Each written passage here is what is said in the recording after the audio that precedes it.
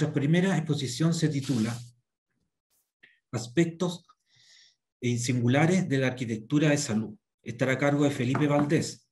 Felipe es arquitecto por la Universidad de Chile. Además, es socio en Arquitectos Felipe Valdés y Compañía Limitada. Es socio fundador y director de la Asociación Chilena de Arquitectura y Especialidades Hospitalarias y también es director de la Corporación Passive House Austral. Felipe, te invito a que inicies tu presentación. Buenos días. Bueno, esta presentación trata de mostrar qué aspectos son aquellos singulares, aquellos que son diferentes de la arquitectura hospitalaria respecto a la arquitectura, por llamarla de alguna manera, tradicional. Y la primera pregunta es una pregunta obvia. ¿Es la arquitectura de salud un tipo de arquitectura diferente? Eso tiene que ver un poco también con el tema de la especialidad en la arquitectura y yo no soy partidario de que exista un tema de especialidad en la arquitectura. La arquitectura de salud tiene rasgos especiales que la hacen diferente al resto, las vamos a analizar, y específicamente dentro del tema de la eficiencia energética también tiene demandas y temas específicos. Como decía Rodrigo, si los edificios en general consumen cerca de un 40% del total de la energía mundial, la arquitectura de salud consume 3 o 4 veces más de lo que es un edificio normal, convencional, por llamarlo de alguna manera. Entonces, esta pregunta es, desde luego, sujeto de esta charla y por lo tanto, sí, la respuesta es sí. Hay aspectos que son fundamentales. Me gustaría partir esta charla con un ejemplo, al revés, en vez de pasar la parte teórica y llegar a un ejemplo, estoy partiendo por un ejemplo. Este es un edificio que a mí me hace mucho sentido, que me ha inspirado mucho en el tema de desarrollo de arquitectura y salud, y que es el edificio de Alvar Aalto para el tratamiento de tuberculosos en Finlandia. Es un edificio que es muy singular y que su principal característica es que trata un tipo de enfermedad. Y ese tipo de enfermedad, en la época en que fue concebido, en 1933,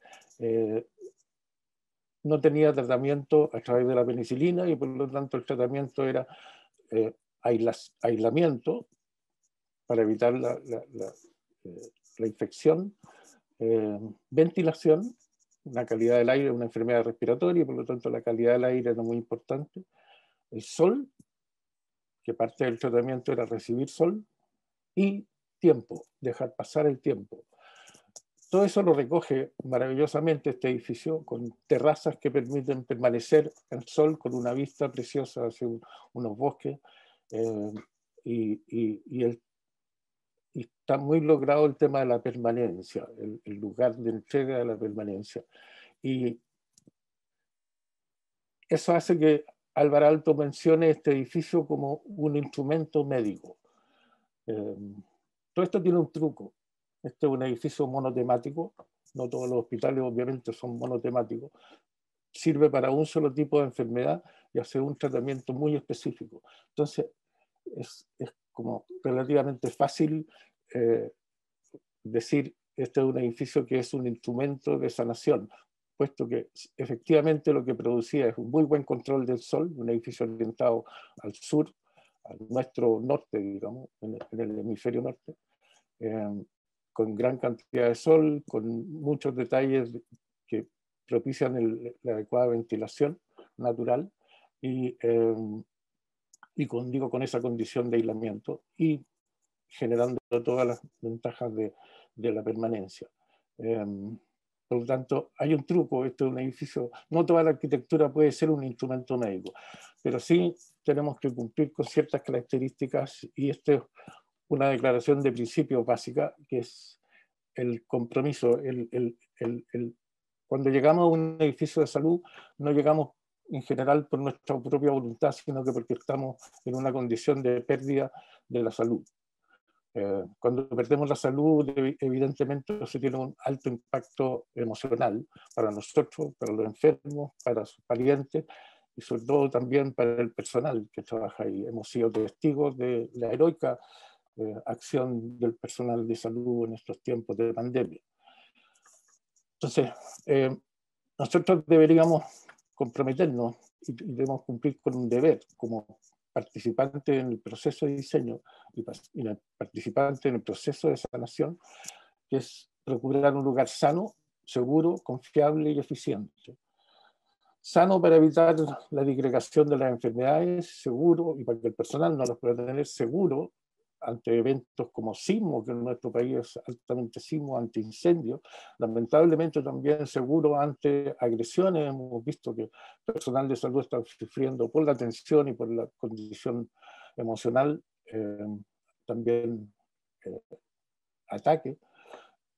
Debe ser confiable, debe funcionar siempre y en todo momento, ante todas circunstancias, y debe ser eficiente aprovechando al máximo los recursos. Y un paso más, es lo que yo digo siempre, esto es nuestra base. El paso más que nosotros como arquitectos es darle calidad, darle categoría y proveer un espacio grato para pacientes, visitas personales. En estas charlas que estamos dando en este día de hoy, esta va a ser una base teórica, vamos a ver ejemplos concretos de aplicación de Passive House y medidas de eficiencia energética en edificios hospitalarios. Y vamos a terminar con mi amigo Jaime Sáez, que yo espero que ilumine un poco este paso más, este paso un poco adelante, qué se puede hacer para lograr un entorno más grato, una mejor calidad de vida en los recintos hospitalarios.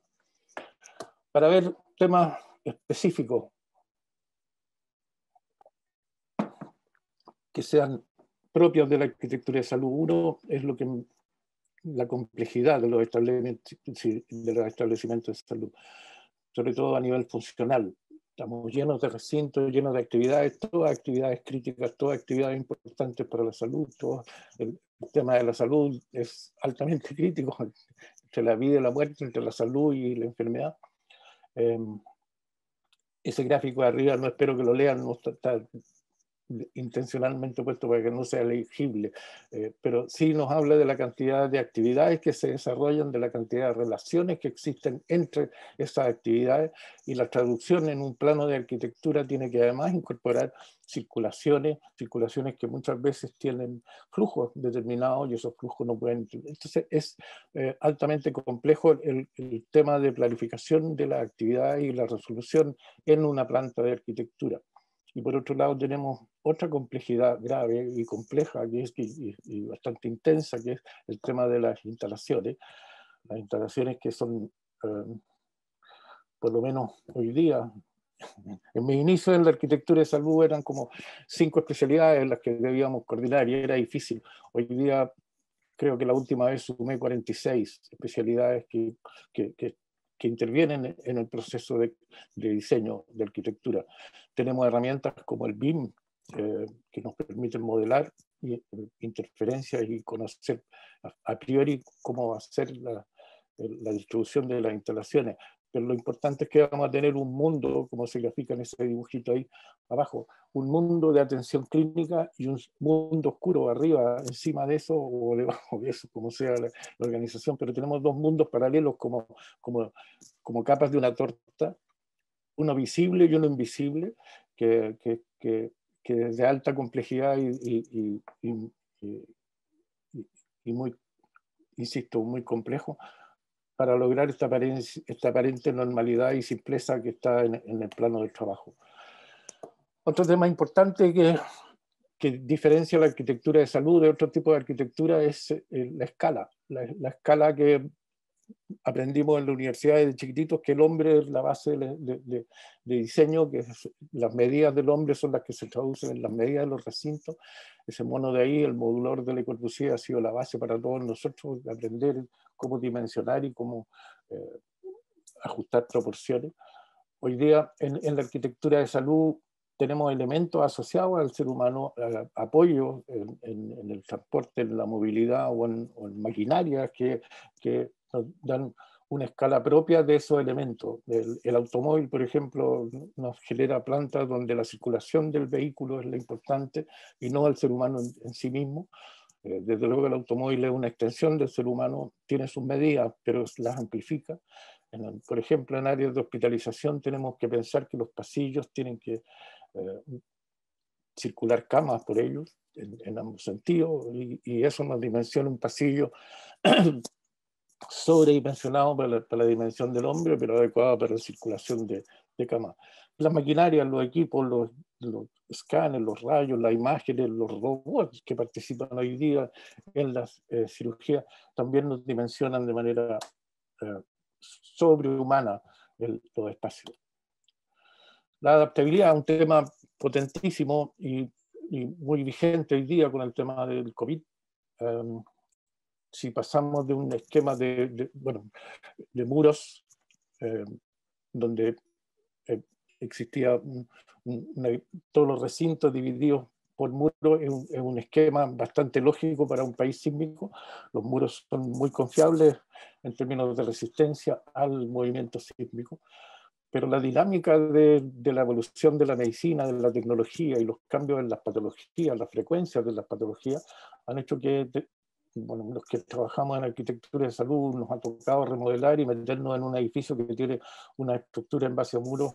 Es muy complejo y muy difícil de conseguir funcionalidades adecuadas en estructuras muy complejas. Por lo tanto, estamos optando por sistemas de pórticos, que son sistemas que nos permiten minimizar la estructura que hace conflicto con la funcionalidad. Todas las divisiones interiores de recinto en base a particiones livianas.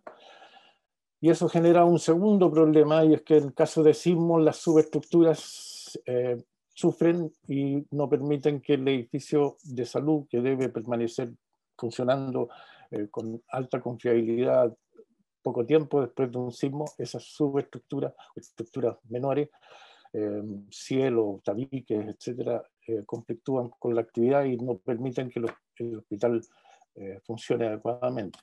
Entonces, ahora estamos optando por sistemas de pórticos con aislación sísmica, que lo que hace es permitir que el movimiento de la tierra no se transmita al edificio y continuar con las actividades clínicas con relativa normalidad y tener un edificio operativo poco tiempo después de un sismo, cuando se supone que vamos a recibir pacientes por el tema de accidentes. Luego, un esquema funcional que también tiene que ver con la adaptabilidad y que se está usando, el esquema más usado hoy día, es un esquema donde esa línea roja corresponde a un área pública, un área, una línea azul que corresponde con circulaciones internas y circulaciones controladas que conectan ambas circulaciones, y los espacios de atención en esas circulaciones controladas. Lo que ha permitido es esto, que es una diferenciación lógica, ahora en tiempos de COVID ha terminado siendo fundamental para lograr un área segura para el personal. Si pensamos que lo rojo pasa a ser un área contaminada, el área azul es un área segura para nuestro personal.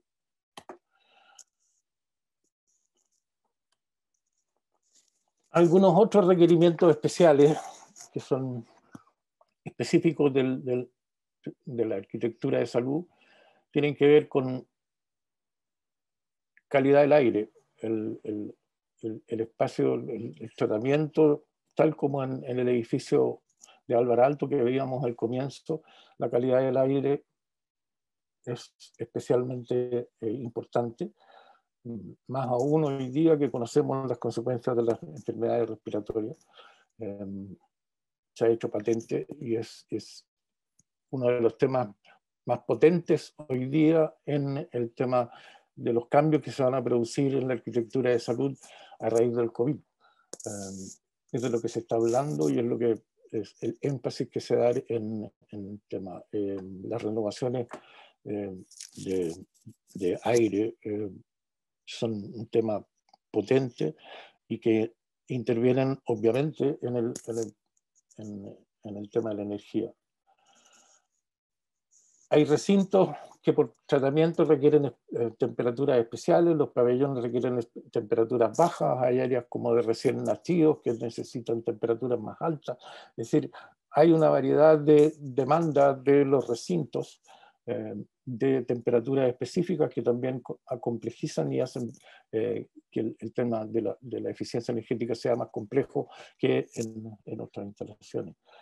Hay equipos que también internamente, no solo tenemos que protegernos del exterior y del balance entre exterior y interior, sino que además hay equipos que son altos consumidores de energía y esa alta energía se convierte también en calor y interiormente estamos generando estufas que también son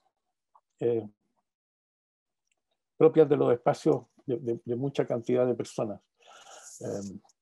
También un temazo en el tema del COVID hoy día actualmente. Y por último, para terminar, esperando que estemos en los tiempos, los 5 principios de Passive House, que espero que ya todos conozcan, se repiten. ¿Qué es lo que tiene que ver esto con hospitales y eficiencia energética? Bueno, en el caso de los hospitales, si veíamos ese esquema que mencionábamos de la espina de pescado con patios, lo que estamos procurando es edificios que tengan cada día más iluminación natural. Para lograr eso tenemos que aumentar el perímetro para tener mayor superficie de ventana, mayor superficie de ingreso de luz natural.